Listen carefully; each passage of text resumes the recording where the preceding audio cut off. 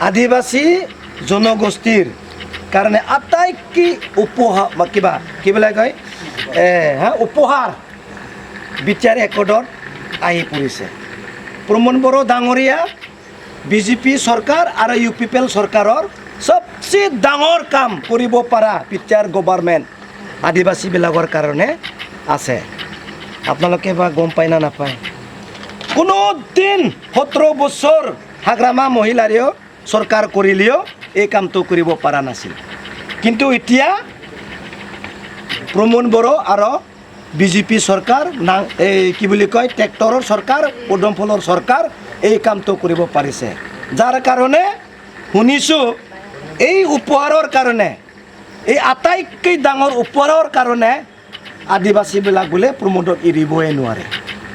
কথাটো হয় না নহয় বা? এৰিব নোৱাৰে, বিৰাট ডাঙৰ কাম কৰিছে আদিবাসীবিলাকৰ কাৰণে।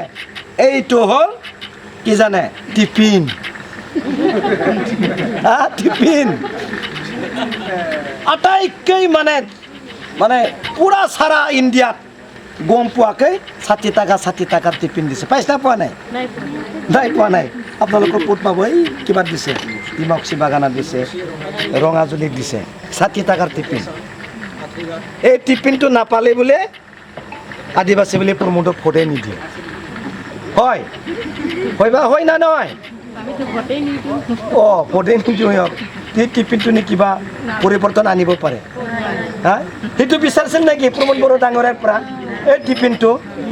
হা এই 60 টাকাৰ টিফিনত ভাত খায় নেকি আদিবাসীবিলাকে? এইটো অসন্মান কৰা হৈছে না হোৱা নাই?